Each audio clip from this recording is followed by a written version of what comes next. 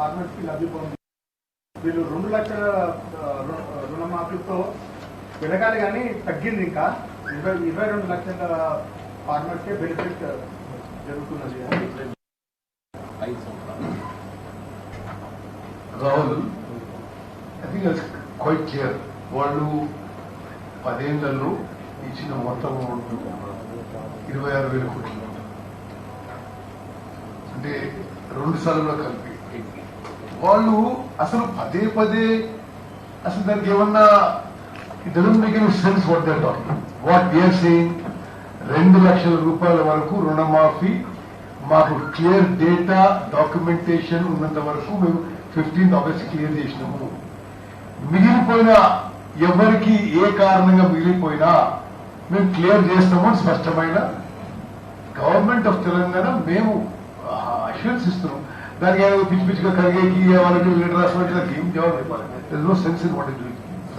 ఇప్పుడు రైతులు ఎవరైతున్నారో వాళ్ళు ఫిర్యాదు చేయడానికి టైం బాండ్ ఏమైనా పెట్టారా? నో,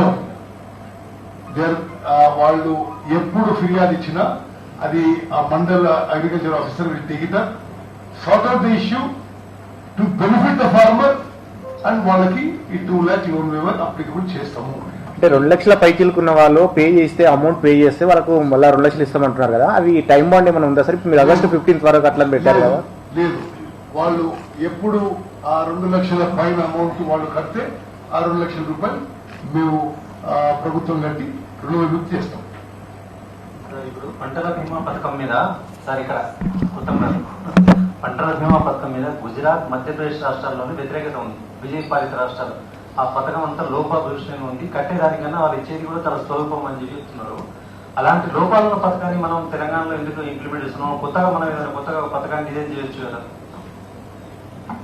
మీ అమూల్యమైన సలహా మీరు స్వీకరిస్తున్నాం, తప్పనిసరిగా పరిశీలిస్తాం. సార్ ఇక్కడ సార్ పైన 2 లక్షల పైన ఉన్నటువంటి అమౌంట్ కు ప్రత్యేకంగా మళ్ళా ప్రైవేటు అప్పులు ఇచ్చే వడ్డీ వ్యాపారాల చుట్టూ తిరగాల్సి వస్తుంది. దాన్ని బ్యాంకులు రీషెడ్యూల్ చేసి ఆ 2 లక్షలు ఉన్న రుణం వరకు మ్యాపింగ్ చేయొచ్చు ప్రభుత్వం. చూడమ్మా, మా గవర్నమెంట్ పాలసీ మేము జియో ద్వారా కూడా 15th జూలైకి ఇచ్చినాము. దాంట్లో కూడా ఇదే ఉంది. 2 lakhs వరకు మేము వేవ్ చేస్తాము. మీకు 2 lakhs కింద ఎక్కువ ఉంటే మీరు కట్టేసుకోండి, ఇమీడియట్ గా మేము 2 lakhs కట్టేస్తామని చెప్పినాం. Sticking to that policy. Sir కాసేపటి క్రితమే కేటీఆర్ మాట్లాడుతూ సెక్రటరియట్ ముందల రాజీవ్ గాంధీ విగ్రహం విషయంలో ఖచ్చితంగా ఇది తప్పు, అది పద్ధతి కాదు, మేము వచ్చిన తర్వాత మళ్ళీ ఆ విగ్రహం తీసేసి అక్కడ అంజయ్ విగ్రహం పెడతామని చెప్పేసి మళ్ళీ వస్తే కదా తెలంగాణ విగ్రహం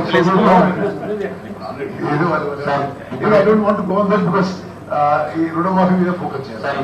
రైతు భరోసా అమౌంట్ వల్లేదు, ఇప్పటికే నాట్లు వేసారు, ముదులు కూడా తీస్తా ఉన్నారు. ఇప్పటి వరకు రైతుకు పెట్టుబడి సాయం కూడా అందలేదు. ఎప్పటికీ చెల్లిస్తారు sir.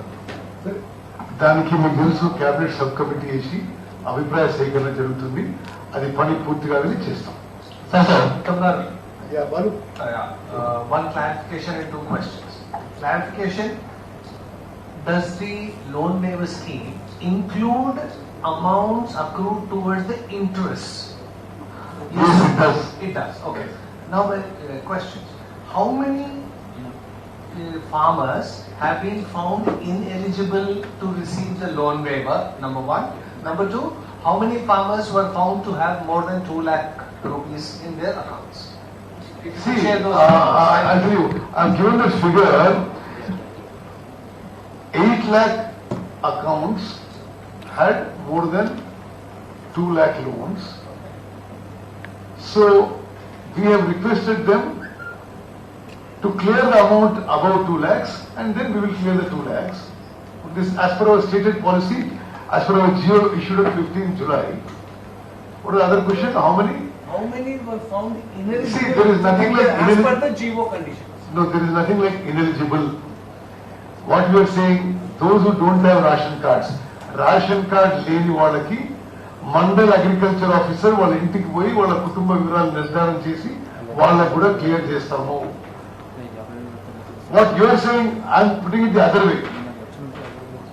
Where there is documentation is not complete, మేము ఈ సమస్యల్ని పరిష్కారం చేయడానికి ఒక ఫోకస్ అప్రోచ్ తో ముందుకు పోయి ప్రతి మండలంలో మండల agriculture officer has been task మన 15th ఆగస్ట్ తర్వాత మీరు వాళ్ళకి ఏ రిప్రజెంటేషన్ వచ్చినా whether it is no ration card, whether it any passbook problem, whether it is వాళ్ళ లోన్ అమౌంట్ లోన్ తీసుకున్న దానికి వాళ్ళ పాస్బుక్ లో కానీ ఆధార్ లో వేరే పేర్లు ఉంటే any kind of problem solve చేసి ఆ లోన్ వేవర్ చేయడానికి ముందుకు పోతున్నాము.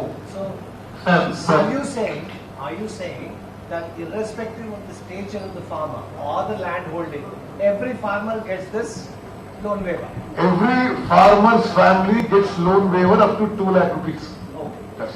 సార్ సార్ ఎస్ఎల్బిసి లెక్కల ప్రకారం దాదాపు 49,000 కోట్ల లోన్స్ ఉన్నాయి కట్ ఆఫ్ డేట్ వరకు.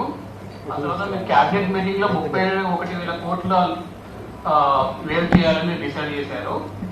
సో ఇప్పుడు 18,000 కోట్ల చేశారు. సో బ్యాలెన్స్ గా మీ లెక్కల ప్రకారం ల్యాప్సెస్ ఉన్నాయి ఇవన్నీ కౌంట్ చేసిన తర్వాత ఎంతమంది ఫార్మర్స్ కి ఎన్ని వేల కోట్లు చేయాలి? మేము కేబినెట్ నిర్ణయం మేరకు 31,000 కోట్లు ఈ 2 లక్షల రుణమాఫీ